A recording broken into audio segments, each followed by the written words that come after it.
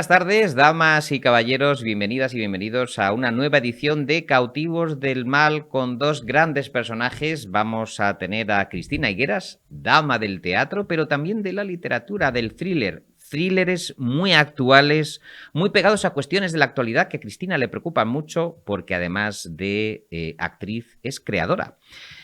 Y ahora empieza una aventura en el Teatro Lara, que queremos que vean ustedes, la saga, acerca de qué ocurre en una familia cuando una muchacha decide cambiarse el orden de los apellidos, anteponer el de la madre al del padre, y si este padre es el patriarca de una gran saga de empresarios, no les digo más.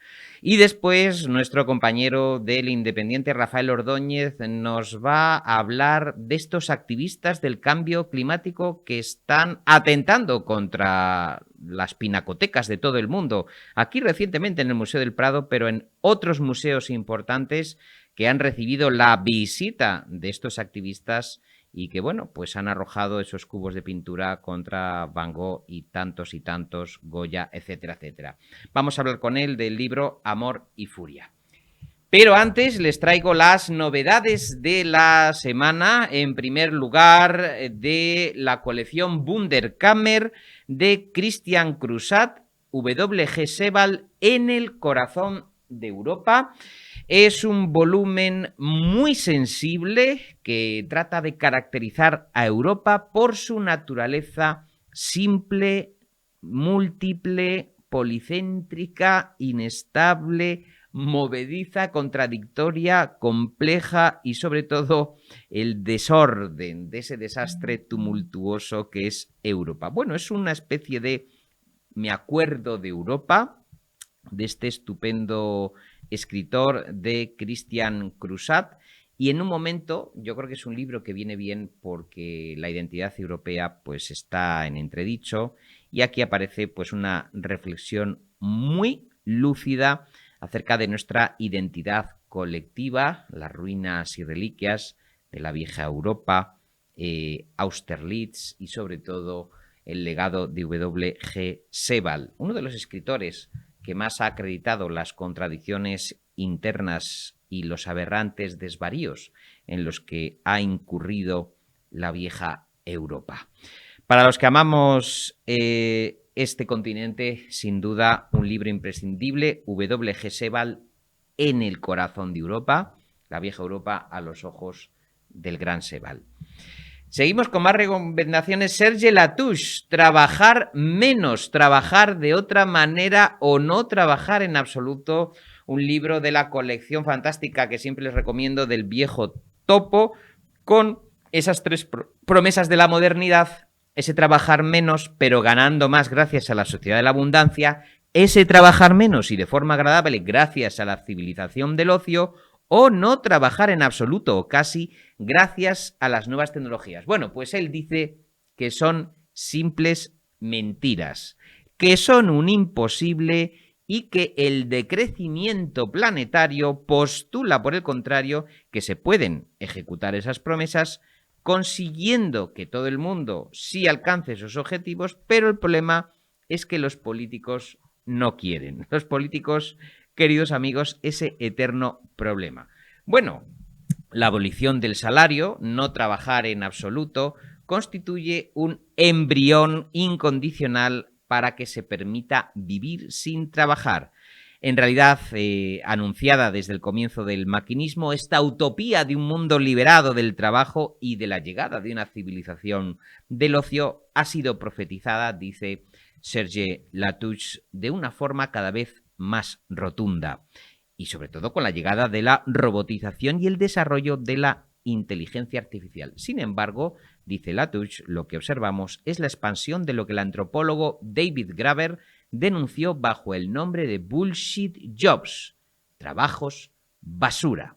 Profetas del transhumanismo que nos anuncian una servidumbre reforzada para la inmensa mayoría de hombres normales, no los especiales destinados a convertirse ahora todo el mundo en los chimpancés del futuro. Libro muy crítico, trabajar menos, trabajar de otra manera o no trabajar en absoluto. Y el último, de Agatha Christie, Miss Marple, 12 nuevos casos en Espasa. La maravillosa, icónica Miss Marple, la legendaria detective creada por Agatha Christie, que regresa a la acción tras su último caso. 45 años atrás, 12 célebres escritoras contemporáneas capturan la voz única de la sagaz investigadora en 12 nuevas historias, 12 nuevos misterios revisados. En realidad, pues se trata de una celebración triunfal del regreso de esta maravillosa detective. Agatha Christie, dice este prólogo introductorio, que había reparado en que las mujeres, en especial las ancianas, que no se habían casado, a menudo recibían un trato condescendiente, se las desdeñaba e infravaloraba.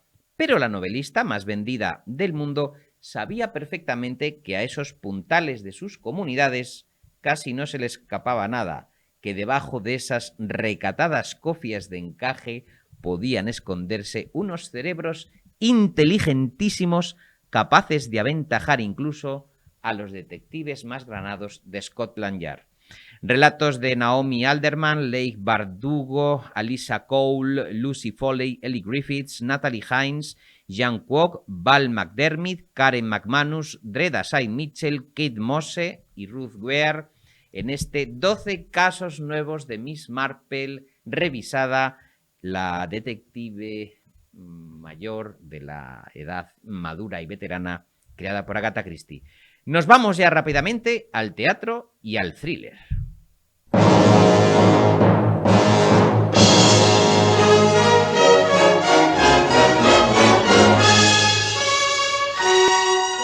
Les decía al comienzo de esta edición de Cautivos del Mal que nos acompaña pues una maravillosa actriz, también escritora, presentadora de televisión y también directora escénica. Bueno, yo siempre digo de ella que es una mujer del Renacimiento porque la cultura hace que, bueno, pues tenga una energía interior que le impulse a nuestra querida Cristina Higueras a hacer muchas cosas y tenemos el placer de tenerla hoy en Cautivos del Mal.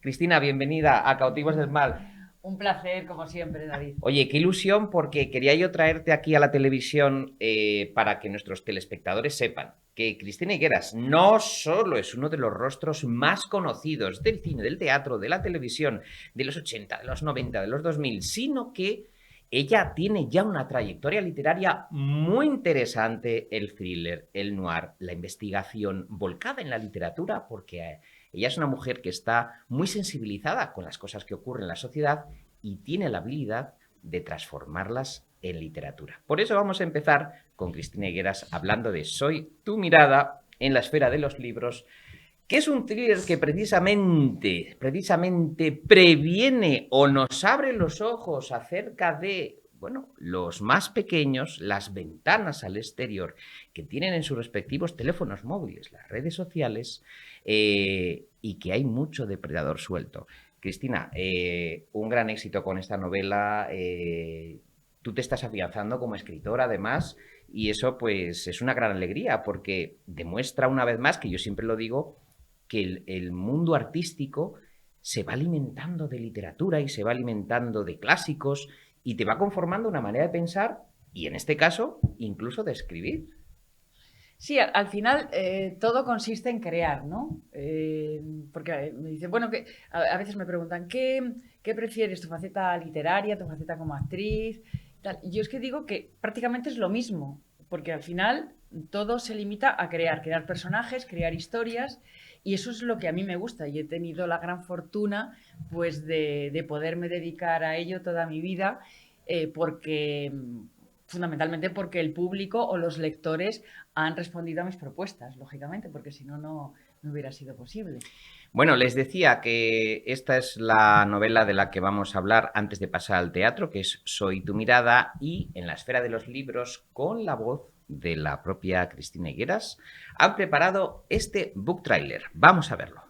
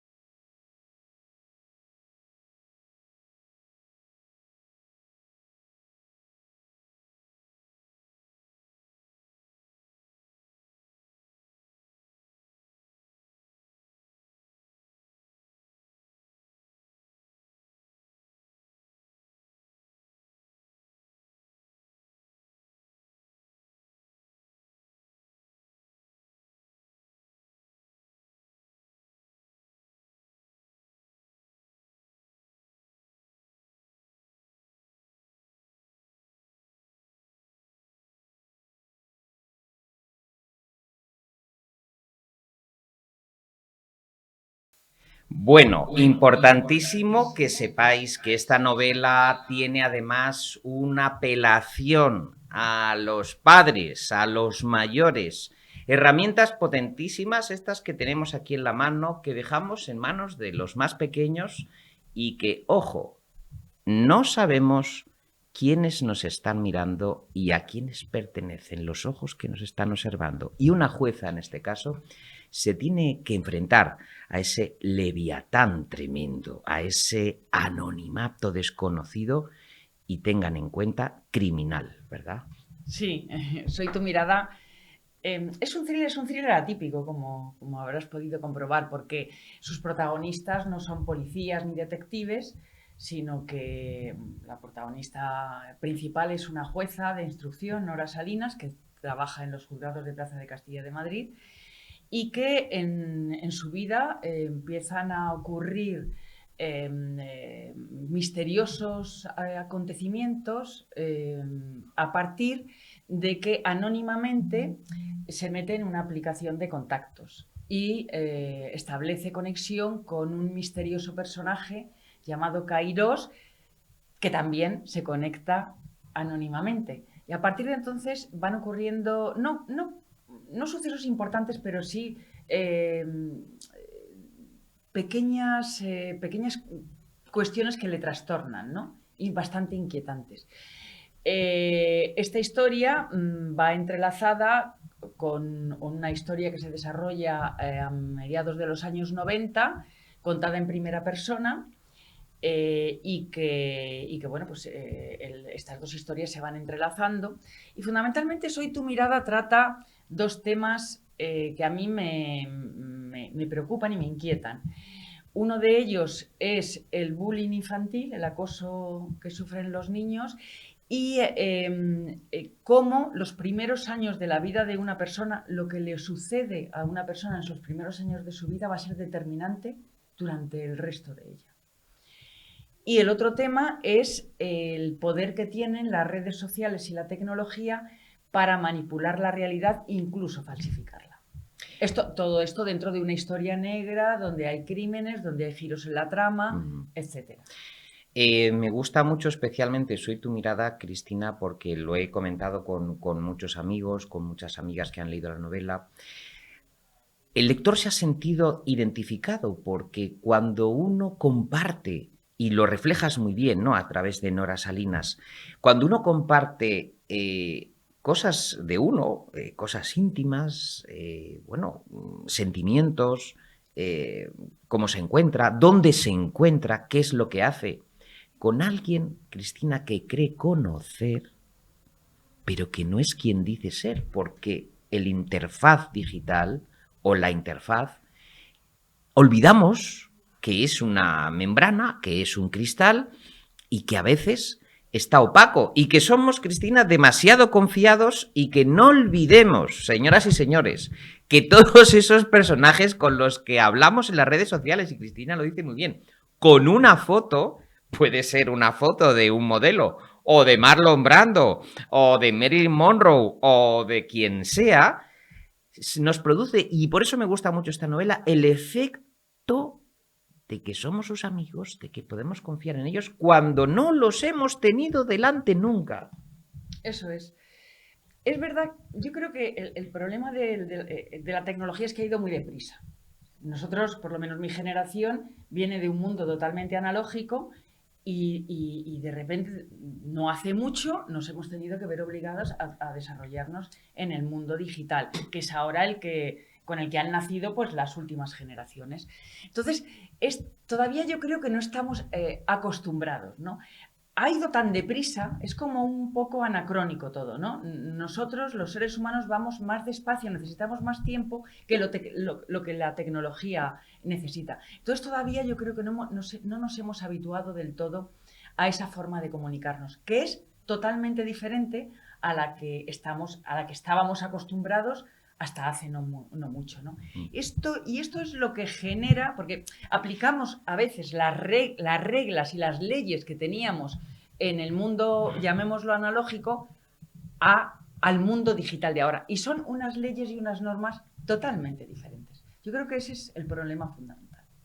Me gusta también cómo Cristina Higuera se mete en el interior de una mujer que, bueno, es autónoma, una mujer que es autosuficiente, que pisa fuerte, que tiene que tomar decisiones importantes porque es una jueza. Y lean también cómo es ella, cómo pasa esas noches de blanco en blanco, de turbio en turbio, que decía el clásico. La guardia de 24 horas se le está haciendo especialmente pesada. No ora envidia a Daniel y al fiscal Pereda, que son capaces de dormir como niños en sus respectivos cubículos si no hay avisos que les obliguen a ponerse en funcionamiento. Son las 10 de la mañana y apenas ha pegado ojo a pesar de que la noche ha discurrido con tranquilidad.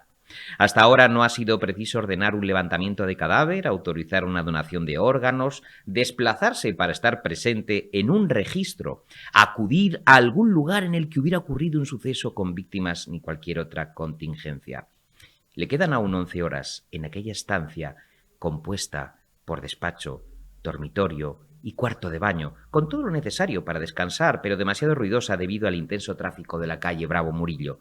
La cama, que forma parte del mobiliario, es grande y bastante cómoda, así que ese no es el problema. Lo peor es lo claustrofóbico y oscuro que resulta el lugar, sin apenas diferencia entre día y noche.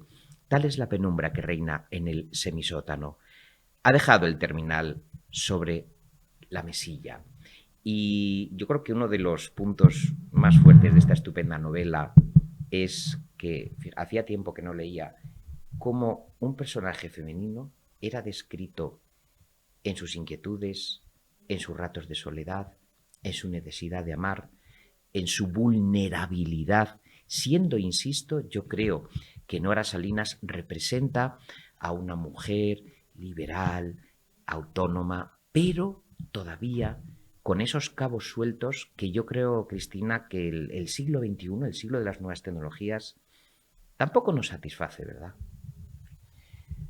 Claro, a ver, siempre pedimos más, ¿no? Yo de todas maneras siempre digo que lo nuevo siempre es bueno. Para mí Una esa es máxima. una máxima que tengo y yo estoy absolutamente a favor del progreso, porque pienso que todos los adelantos tecnológicos han ido en beneficio de las personas. Lo que pasa es que depende cómo los utilices.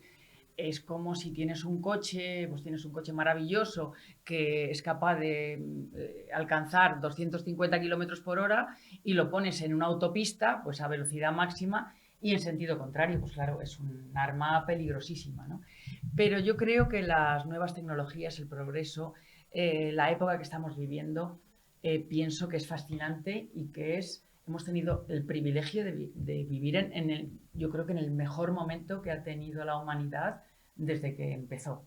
Y seguro que cuando haya más progreso, pues ganaremos mucho más que perderemos. Entonces, luego depende ya de cada cual, de la libertad individual y cómo maneje los instrumentos que nos dan la tecnología, cómo las maneje cada uno, ¿no? Pero yo en principio soy una ferviente partidaria del progreso, Uh -huh. en todos los aspectos. Uh -huh. Vamos a dar el salto al teatro y vamos a hablar de la saga en el Teatro Lara estos días, todos los domingos. Bueno, hay unos llenazos enormes, así que saquen la entrada. Vamos a ver el tráiler porque dirige Cristina Higueras a este fantástico elenco.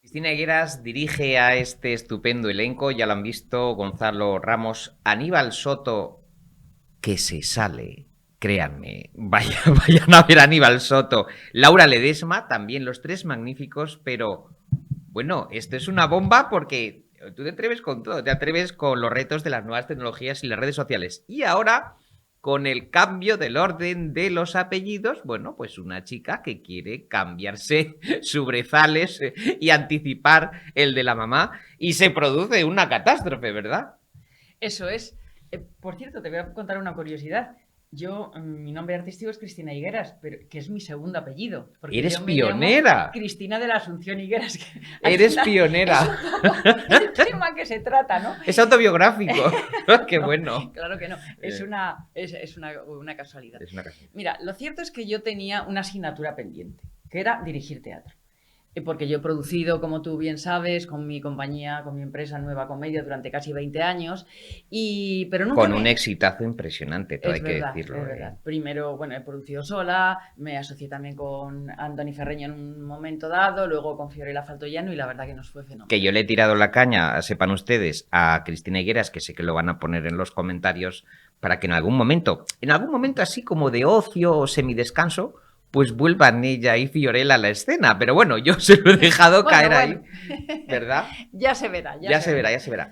Y lo que te quiero decir es que en un momento dado, pues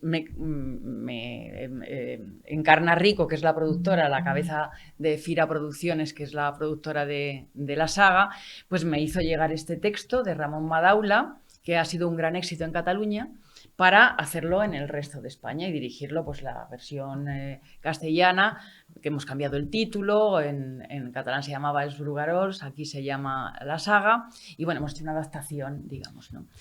Y es que me encantó la comedia, me encantó por muchas razones. En primer lugar, porque es una comedia divertidísima, con un ritmo trepidante, y en segundo lugar, porque está llena de profundidad y con una perspectiva de género muy interesante. Entonces, a mí me interesó mucho el tema, me interesó la estructura y me pareció que era el momento idóneo para decir, esta es la ocasión para dirigir, Es curioso, empezar a dirigir teatro. Porque sin desvelarles la trama, les voy a decir que ya saben ustedes lo del eterno retorno y lo difícil que es, ¿verdad, Cristina?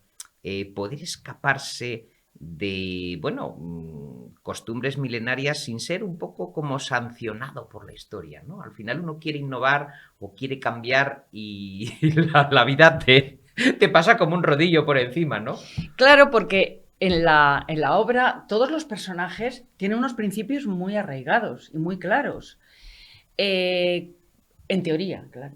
Yeah. ¿Qué es lo que ocurre cuando tú ocurre una situación determinada y entonces te ves en la disyuntiva de ser fiel a tus principios o ser feliz? Que no siempre coincide, ¿no? Y aquí es cuando se ven las contradicciones de los personajes, las aristas de los personajes y cómo reaccionan. Y esto es lo que provoca esta contradicción, estas contradicciones que tienen cada uno de los personajes, pues digamos, el detonante cómico de la obra.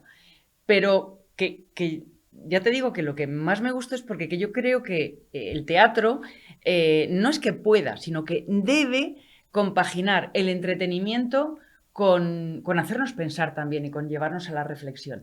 Y en la saga concurren estos dos factores. Y eso es lo que más me gustó cuando me surgió la posibilidad de dirigirla.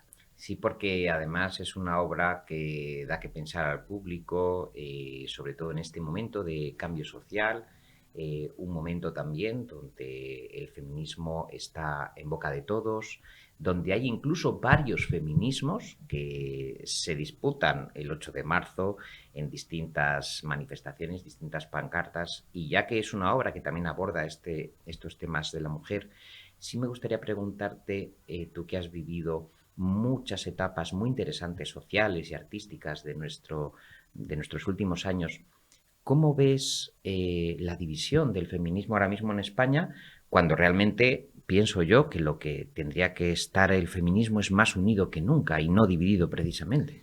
Claro, pero es que para mí feminismo solo hay uno. El problema que está sucediendo ahora, desde mi punto de vista, es que se está considerando feministas unas acciones que no lo son en absoluto. Es más, que son contrarias al feminismo. Y aquí voy a ser absolutamente clara y crítica con el Ministerio de Igualdad.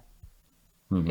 Creo que hay una serie de políticas que están llevando a cabo con las que no estoy de acuerdo, como no están de acuerdo la mayoría de las mujeres que realmente tenemos una perspectiva de género objetiva.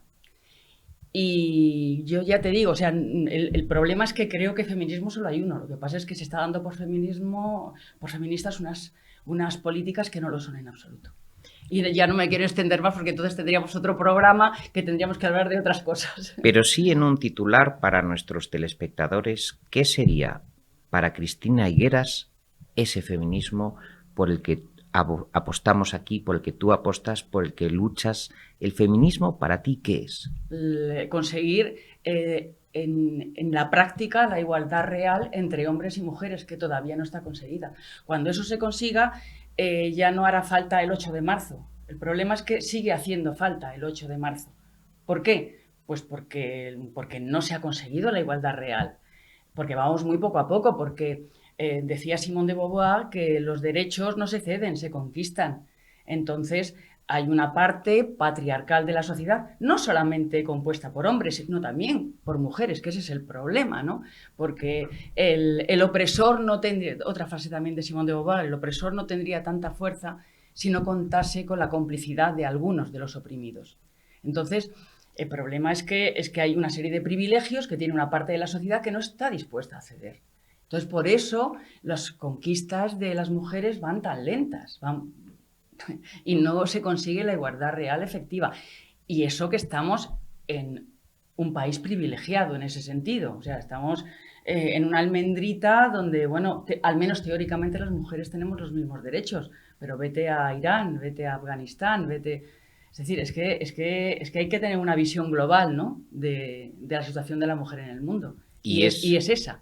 Y esto que dice Cristina Higueras, tan tajante, tan razonable, que comparte quien les habla, que comparten pues personas que tienen la cabeza sobre los hombros, claro, se desenfoca con esos otros, entre comillas, feminismos nuevos o corrientes nuevas que hace que se disperse el esfuerzo en alcanzar el objetivo del que tú acabas de hablar. Sí, entre otras cosas, ¿no? Eh, es un tema muy complejo, realmente. Pero básicamente es eso, básicamente es que hay un techo de cristal, desde luego el techo de cristal sigue existiendo bueno, esto no es una opinión mía, esto es objetivo, ¿no? Mira por cuántos hombres está compuesto cualquier consejo de administración de las grandes empresas y cuántas mujeres hay. Eso ya es determinante, ¿no? Entonces, esa es la realidad. Esa es la realidad. Cristina Higueras, en los años 80, bueno, era encender la televisión y tenerla a ella, y siempre se lo digo, con esa elegancia, esa cultura y ese momento de oro de la televisión. Nos vamos a retrotraer a 1987 para que vean ustedes a Cristina Higueras en aquella mítica tele.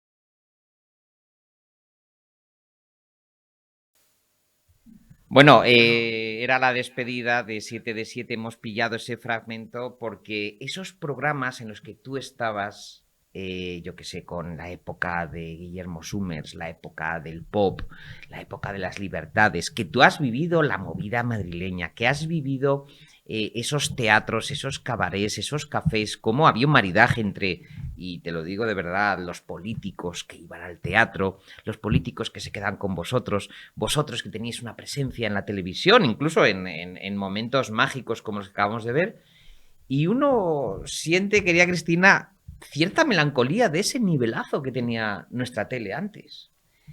A ver, había de todo, había programas buenos, había programas malos, como ahora, en definitiva, ¿no? Lo que pasa es que es verdad que han cambiado muchísimas cosas. Había, yo lo que echo más de menos en televisión es que había programas culturales que eran muy interesantes y que han desaparecido absolutamente, ¿no? Entonces, a mí lo que me sobra ahora de la televisión pues son seguramente los reality, la incursión en la vida privada de las personas, de hacer un espectáculo de las vidas de ciertos personajes. A mí personalmente eso no me gusta, pero entiendo que se haga porque tiene muchísima audiencia, ¿no? Y además son programas que no cuestan mucho dinero y se rentabilizan mucho, ¿no? Pero eso es un gusto personal. En cualquier caso, como te decía antes, yo creo que ahora hay una variedad enorme para elegir, que eso es lo Pero bueno. la tele de los 80 te hacía pensar a Pero, través de la música, la pintura, la literatura. claro, porque había programas que se daba. Bueno, yo crecí, eso ya es anterior, ¿no? Tu entrevista a Francisco Umbral es mítica, Sí, que se ha emitido recientemente en un fragmento sí. en el documental de Anatomía de un Dandy. Sí, es verdad, es verdad. Eso se sacó de una serie, de un episodio de una serie que se llamaba Delirios de Amor. Sí, pero a ver, lo que te decía antes es que yo he crecido viendo los Estudios 1. Yo me aficioné al teatro siendo niña, viendo Estudios 1, viendo obras de Ibsen, de Strindberg, de Chekhov. Y a mí me fascinaban y era una niña, pero estaban tan bien hechas que realmente te interesaban lo que estaban contando, ¿no? Cuando los veía, ¿no? Entonces, ese tipo de programas han desaparecido, que es lo que yo echo de menos. Pero sí es cierto que ahora mismo hay una variedad que entonces no había, porque había dos canales, nada más, ¿no? De la televisión pública. Y ahora hay plataformas, se pueden ver series de televisión, películas, se ha facilitado muchísimo todo, ¿no? Y con un clic, pues puedes tener un acceso a un mundo entero de ofertas, ¿no?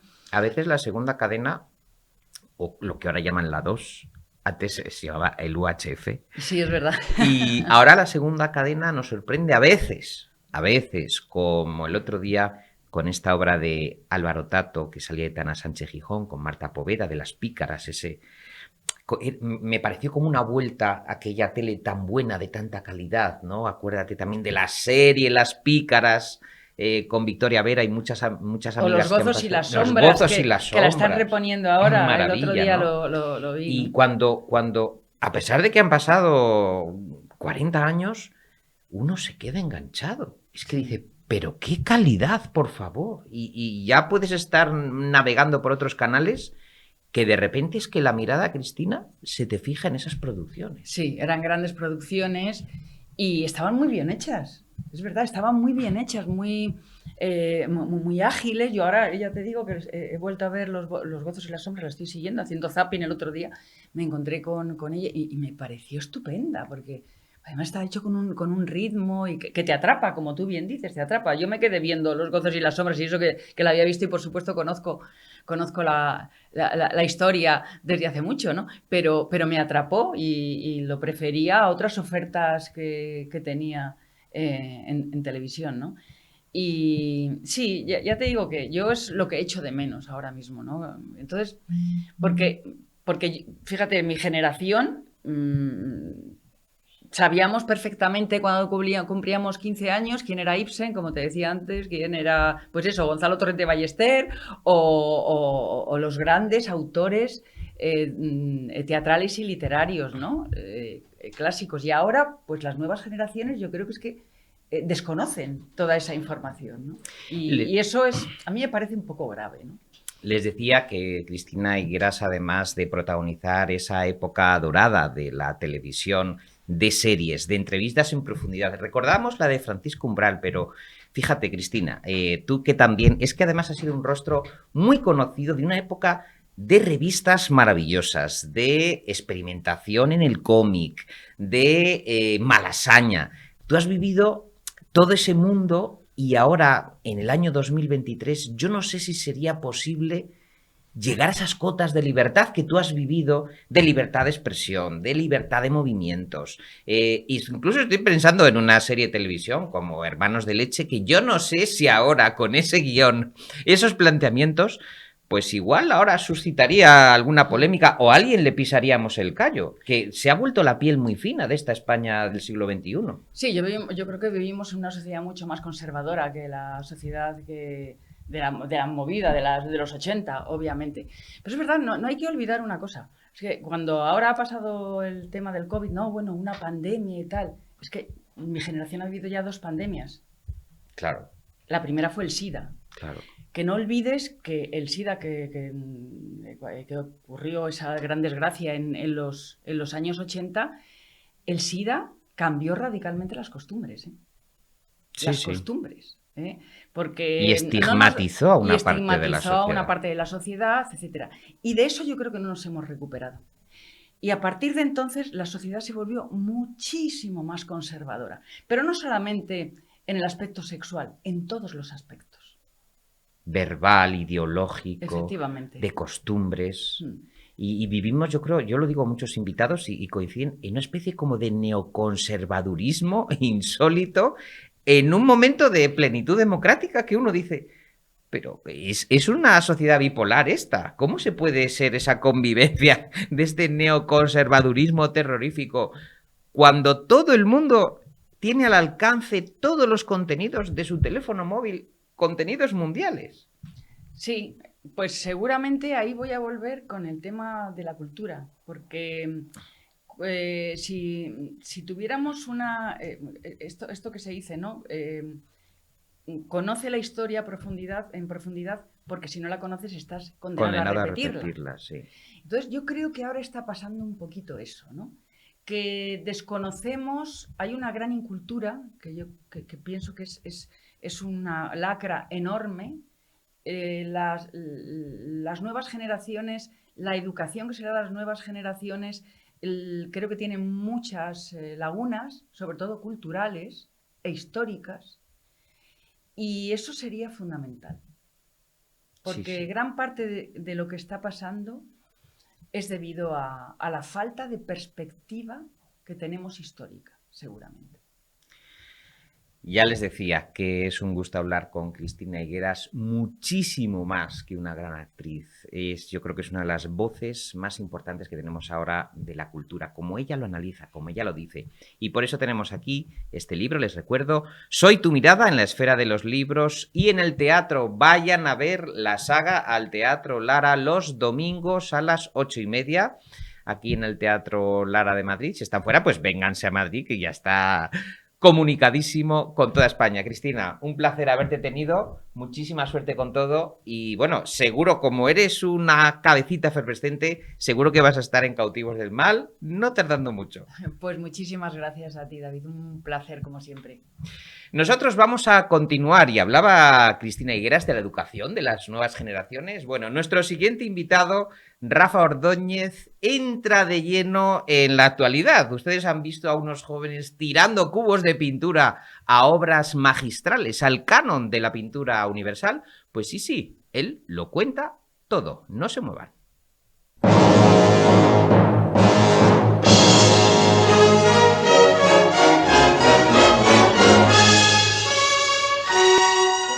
Ya está aquí Rafael Ordóñez con este libro que es una delicatessen y que entra de lleno en una polémica que está siendo de actualidad. Bueno, en este mismo momento nos acompaña porque ha publicado Amor y Furia en estos libros gourmet de nuestra querida Cristina Pineda, la colección Clepsidra de 3 hermanas. Pero fíjense ustedes qué cubierta, activismo frente a la emergencia climática de mi querido Rafael Ordóñez.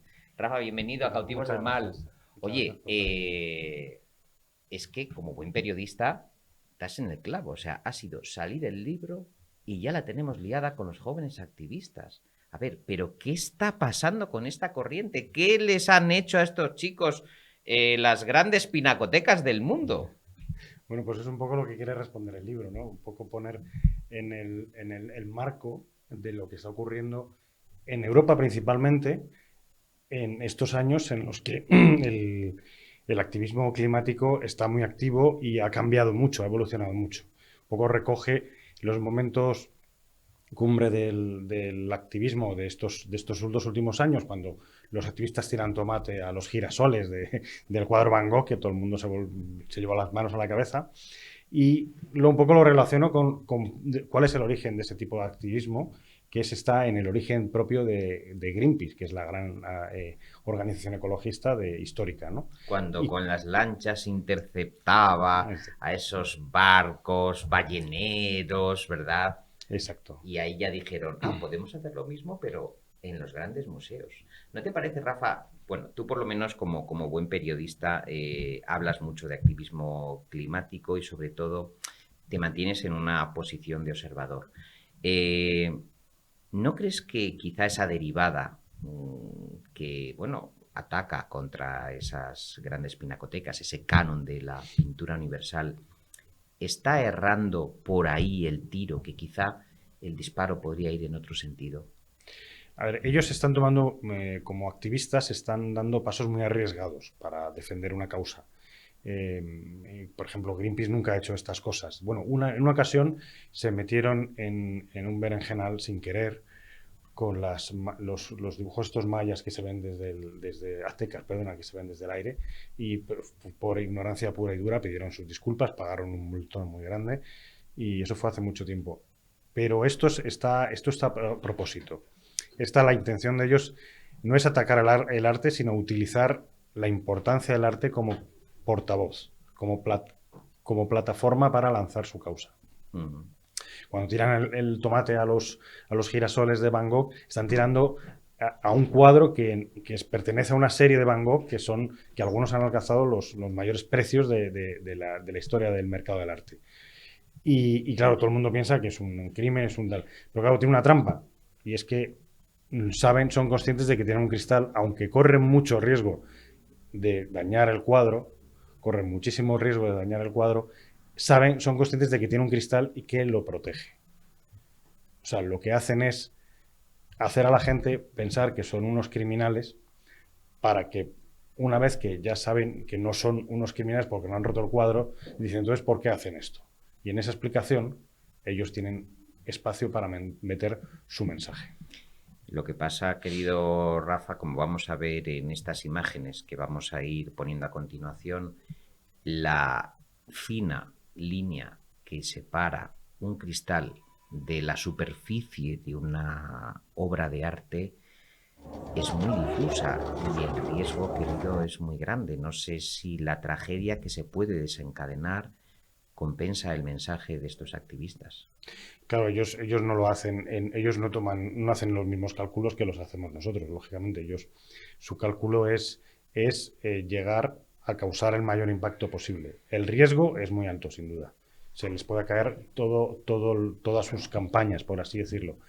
Pero en el punto en el que estos activistas se encuentran y se consideran que están, es en el cual ellos no quieren parar y no les va a parar nada. Entonces, por eso arriesgan tanto. De hecho, es lo que han hecho respecto a lo que estaban haciendo otros activistas climáticos, que es, en vez de recoger firmas, pues ellos dicen, nosotros no queremos recoger firmas porque esto no funciona. Porque los ecologistas llevan recogiendo firmas décadas y no se consiguen las cosas que creemos que se deben de conseguir. Entonces, ellos están radicalizando, primero arriesgando en el tipo de acciones que están haciendo. Son verdaderamente de mayor riesgo, como hemos visto en estos cuadros. Pero claro, luego puede haber pasos posteriores. Eso es lo que ellos mismos asumen, que están en un proceso de radicalización porque entienden que la emergencia climática, la crisis climática, que eso sí que es un hecho, que hay una crisis climática, necesita de mayor actuación y su forma de presionar es esta. Dice Rafael Ordóñez en Amor y Furia, colección Clepsidra, que una nueva generación de organizaciones ecologistas se extiende por Europa desde el nacimiento del movimiento escolar de Greta Thunberg en agosto de 2018, convertido en el colectivo Fridays for Future, y el nacimiento de Extinction Rebellion en Reino Unido en octubre de ese mismo año. Son grupos, dice Rafael Ordóñez, que no compiten entre sí. Somos un ecosistema, reza su lema, de movimientos en el que cada uno adopta un rol. Futuro Vegetal surge dentro del capítulo español de Extinction Rebellion, de donde también parte Rebelión Científica. Futuro Vegetal pertenece a la órbita de la red europea A22, un colectivo de proyectos comprometidos en una carrera frenética para salvar a la humanidad. La pregunta es obligada si crees, tú que los has seguido, ¿están consiguiendo alguno de sus objetivos o quizá todavía van a estar atacando a más museos? A ver, es improbable medir esto en términos de, o sea, de que ellos vayan a conseguir algo efectivo. Es decir, oye, pues esto ¿O se sienten satisfechos de haber alcanzado algún objetivo, tal vez? Hombre, yo supongo que están satisfechos del eco mediático que han tenido. O sea, están satisfechos cómo ha cambiado en los últimos 2 años el movimiento ecologista. Ha cambiado radicalmente en 2 años. Y esto es un hecho. Por un lado, a través de Greta Thunberg, que al final ha creado un marco de acción para una generación de jóvenes a las que les ha dicho, oye, hay que cambiar cosas, se han sumado a su causa y ahí están, siguen haciendo cosas por todo el mundo. Y luego hay otro movimiento un poco más elaborado, más trabajado, que son los de Extinction Rebellion y todas las derivas que ha ido tomando por Europa y principalmente en Reino Unido. Este es un movimiento más madurado, más trabajado, pero que nace en paralelo y que en ciudades como Londres pues lo ha paralizado en varias ocasiones con miles de detenidos en estas campañas que han hecho. Ahora mismo en Reino Unido hay personas detenidas por activismo, hay gente en la cárcel, que esto no había ocurrido en mucho tiempo. Entonces, esto está pasando, también se está extendiendo a Alemania, donde también es muy, muy potente. Aquí en España está en una fase distinta, es muy distinto. Bueno, las realidades son distintas. Pero es verdad que en ese sentido sí que han conseguido muchas cosas. O sea que por lo menos visibilidad y voz tienen. Sí, y no solo visibilidad y voz, sino que tienen recursos. Eso, hablamos del capítulo de la organización, los recursos, las jerarquías. En principio se supone que son movimientos más asamblearios, no demasiado verticales, pero tú que los has trabajado, ¿cuáles son los puntos neurálgicos? ¿Desde dónde se traza la estrategia? ¿Quién elige tal o cual museo? ¿Quién también escribe los lemas y las soflamas que ellos lanzan cuando están pegados a las paredes? ¿Cómo se organizan? Claro, son un poco, o sea, no responden a cómo concebimos las organizaciones hasta ahora. Son bastante caóticos desde ese punto de vista, porque no hay una estructura muy jerárquica. De hecho, a Extinction Rebellion Reino Unido, esa forma de actuar tan caótica les ha llevado a problemas internos y a escisiones. Pero sí hay liderazgos. Hay liderazgos, pero en Reino Unido, por ejemplo, ha variado, ha cambiado, ha pasado de unas manos a otras. Como es un movimiento y se están pasando de unos a otros, pues siguen funcionando. Y, por ejemplo, Just Stop Oil, que surge un poco de la extinción de Extinction Rebellion. Ellos no están satisfechos de cómo están funcionando las cosas dentro de Extinction Rebellion y además quieren un peso mayor de gente joven y crean Just Stop Oil y crean ese mensaje. Son los que lanzan el tomate de Campbell a los girasoles. Estamos viendo ahí algunas imágenes del Congreso de los Diputados, 6 de abril de 2022, con Scientist Rebellion en España, que tiñeron de rojo la entrada con los 2 leones, ese pórtico mítico, y que, ojito, que estos días también vuelven a ser protagonistas en el momento en el que estamos hablando, otra vez a la palestra. ¿Tú crees que realmente las instituciones, por lo menos me preocupa más las artísticas que los señores diputados del Congreso, a los que yo mismo arrojaría un bote de tomate a la cabeza, ¿no? Pero me preocupa mucho, Rafa, el sacrosanto Museo del Prado, el Thyssen, el Reina Sofía. A mí me inquieta mucho que llegue un chaval y la líe parda. Sí, yo entiendo esa inquietud porque a mí también tampoco me gustaría que rompieran un cuadro, vamos, eso lo tengo muy Que claro, lo pero dañaran. que lo rompieran, que lo dañaran, que lo rajaran. O sea, pero es verdad que eso ya ha ocurrido antes, no han sido los primeros que han hecho esto. Bueno, de hecho no lo han llegado a hacer porque sí que hubo las sufragistas el siglo pasado, sí que rajaron cuadros porque consideraban que atentaban contra la libertad de la mujer, etc. Bueno, pues eso. ¿Consiguieron algo estas mujeres? Pues, ¿cómo se mide si consiguieron algo o no? Pues sumaron a una causa X, que se consideraba en ese momento una locura. No es, por supuesto, nada es equiparable.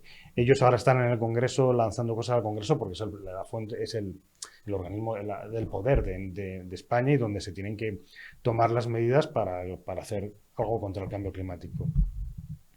Fueron hace un año, en esas imágenes que acabamos de ver, que tiran ahí esa sangre, que luego esa sangre resulta que se limpiaba con agua. Hoy han vuelto al Congreso y han tirado otra vez sangre. Ahora mismo no sé si esa se puede quitar o no. Si no se puede quitar, estaríamos ante un pasito más. Lo averiguaremos en las próximas horas. Dice Rafael Ordóñez que la radicalidad de los activistas varía según el prisma desde el que se les juzgue. La clase política parece tan distanciada de ellos como ellos de la clase política. 2 de los 3 activistas que se subieron a la tribuna del Congreso de los Diputados no se ven volviendo al hemiciclo como diputados. Yo me veo antes en la cárcel, afirma Basaterra. Yo no me veo, he perdido toda la fe en la política y creo que el cambio está en la gente, dice Del Río. Ese poder de la gente al que hace referencia la futura bióloga, está depositado en las asambleas ciudadanas que vienen reclamando estos y otros colectivos. La creación de Asamblea Ciudadana para el Cambio Climático, creada en España, que consiguieron los ecologistas y activistas después de mucha lucha y que no está, dice Rafa, a la altura de lo que ellos querían, entre otras cosas, porque sus decisiones no son vinculantes. Tampoco la Declaración de Emergencia Climática de España se ha traducido en acciones concretas. Resulta paradójico que sea el secretario general de la ONU, Antonio Guterres, quien apoye más a los activistas. A veces se describe a los activistas climáticos como radicales peligrosos, pero los verdaderos radicales peligrosos son los países que aumentan la producción de combustibles fósiles, dijo Antonio Guterres en 2022 al presentar la actualización de daños científicos del IPCC. Junto al cambio climático, otros retos, Rafa, bueno, retos sociales como la pobreza infantil o la inexistencia ya del tan deseado ascensor social, las diferencias salariales entre hombres y mujeres y profesionales, son tantos retos que a veces perdemos la perspectiva de que el cambio climático es uno de los objetivos del desarrollo sostenible, pero que hay muchísimo más como especie humana que tenemos por delante. Sí, lo que pasa es que lo que tiene el cambio climático es que nos afecta en todos los órdenes. El cambio climático no solo es una crisis ambiental, es una crisis social. Y esto todavía no lo estamos percibiendo. El cambio climático va a crear, si siguen evolucionando tal y como está previsto que evolucione, se va a traducir en muchos problemas sociales. En nuestro país no podemos estar con 5 años de sequías, pero a lo mejor nos vamos a ver no tardando mucho en un escenario así. Y en ese momento los problemas que les pueden causar estos chavales a la policía van a ser el último de sus problemas, porque van a tener un ejército de agricultores quemando y cortando las calles, las carreteras, porque sus cosechas no dan. Ya estamos notando, o sea, Andalucía este año ha crecido un poco menos por culpa de la sequía. No sé si era ahora no recuerdo si es un 2 o 3 del IPC de andaluz, no ha crecido tanto por la sequía. Productos tan emblemáticos como el jamón de bellota, pues se ha producido menos porque no se han podido mantener tantos cerdos de bellota en la dehesa de Extremeña.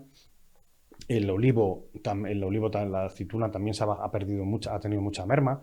O sea, los impactos económicos del cambio climático son muy grandes los que nos viene. Todo lo que invirtamos en solucionarlo, que no es algo que yo diga, que lo dicen todos los científicos y expertos, puede salvar que perdamos muchos millones en el futuro y la deriva de un país en ruina, claro, que España es un país que va a estar muy afectado por el cambio climático. ¿Por qué crees, Rafa, que hay políticos, no solamente en España, sino en otras latitudes, en Estados Unidos mismo? Me estoy acordando de algunas intervenciones míticas negacionistas de Donald Trump. ¿Por qué crees que hay políticos empeñados en negar la evidencia, empeñados, Rafa, en negar que nos estamos cargando el planeta? Yo, la verdad es que he hablado a veces con ellos, pero simplemente lo niegan, no saben darme respuesta con los datos encima de la mesa. ¿Por qué esta corriente que niega que vamos a destruir nuestro hábitat y nuestro medio ambiente? Eso es un problema muy serio, porque si los líderes no son los líderes que llegan a lo alto de nuestros países, no están a la altura del problema, el problema no se va a solucionar.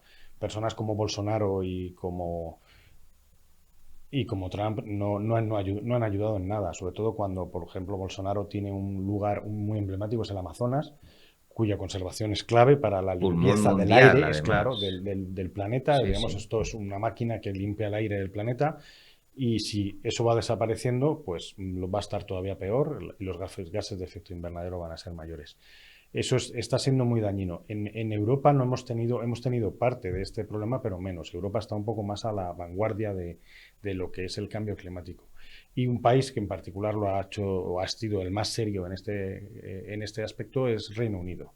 Reino Unido, con los conservadores en el poder, llegó a crear la primera ley de cambio climático en el 2005. Fue el primer país que lo llevó a cabo.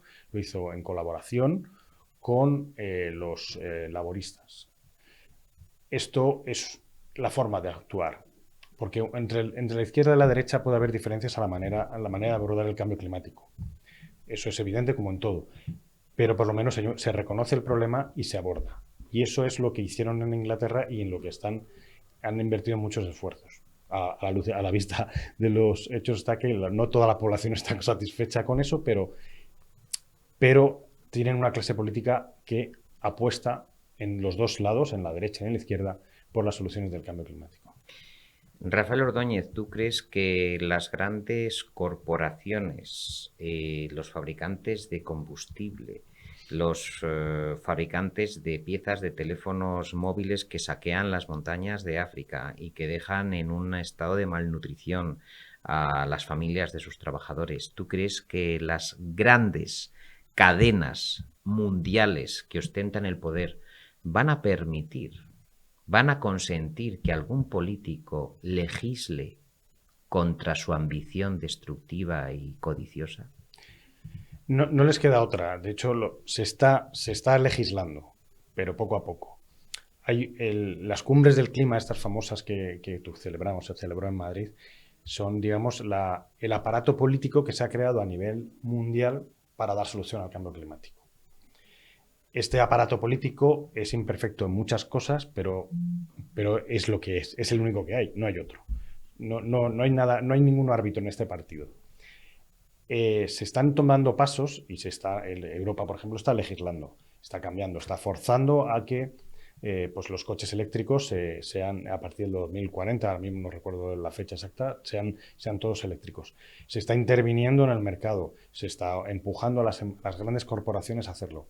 Lo están haciendo a regañadientes y despacio, porque tienen todavía miles de millones invertidos en pozos, en petróleo que quieren seguir amortizando. De hecho, existe un riesgo muy, muy claro de que si todo el dinero invertido ahí, si se para de usar, pues colapsa la economía. Entonces, la realidad política, la realidad económica nos empuja hacia una dirección, pero la realidad del clima, que es otra, que nos está empujando en la contraria. Porque mientras la economía nos está diciendo, si yo no gasto esto, colapsa todo, el cambio climático nos está diciendo, ya estoy aquí, porque ya lo estamos notando, ¿no? Uh-huh. No solamente periodistas como Rafa Ordóñez recogen ese testimonio en este estupendo libro Amor y Furia, en la editorial Tres Hermanas, colección Clepsidra, sino que grandes novelistas y cineastas ya advirtieron de la importancia de que cuidemos del medio ambiente y sobre todo de los intereses ocultos que hay a favor de que terminemos con nuestros bosques, con nuestros fondos lacustres, con nuestras balsas de agua limpia y pura que están debajo de la tierra. Estoy pensando, por ejemplo, en la novela de John Grisham, del Informe Pelícano, una novela que se llevó al cine en 1993 con Julia Roberts y Denzel Washington, o en otra famosa película con uno de mis ídolos del cine, Sean Connery. John McTiernan filmaba también Los últimos días del Edén.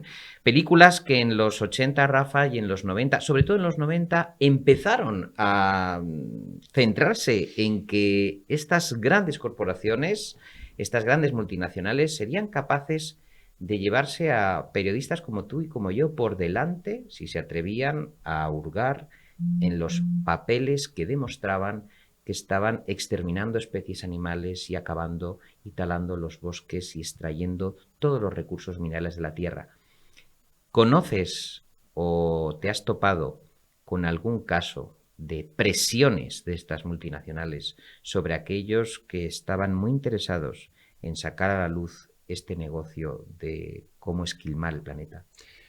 Bueno, en Europa no pasa esto, pero en el resto del mundo los activistas o periodistas medioambientales sufren cárceles, persecuciones y muerte, vamos, no asesinatos, no hay, sobre todo en el mundo indígena hay muchas presiones porque allí, pues claro, matar a un activista, bueno, llaman activista, o un indígena que está defendiendo su territorio porque no quiere que lo esquilmen una industria minera o lo que sea, porque son los casos y las casuísticas son muy variadas. Eso ocurre cada año y son muchas las personas que mueren al año defendiendo eso. O sea, eso no ha cambiado. Afortunadamente en Europa no pasa esto. Las grandes corporaciones ya han reconocido que ellos, las petroleras ya han reconocido que sabían lo del cambio climático.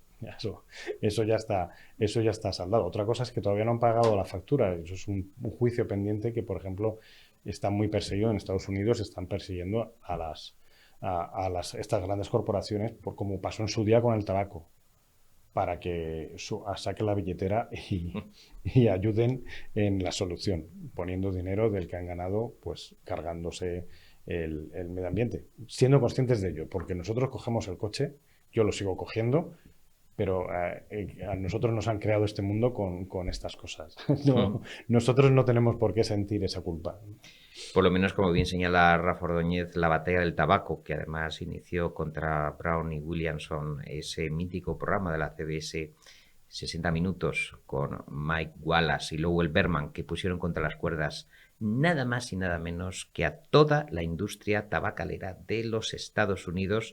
Y ojalá, Rafa, suceda lo mismo con estas grandes corporaciones que están destruyendo el planeta, que desoyen las comandas, las órdenes, las normativas que en las cumbres se ordenan por parte de políticos internacionales, y que unos cuantos activistas jóvenes, ¿por qué no vamos a decirlo?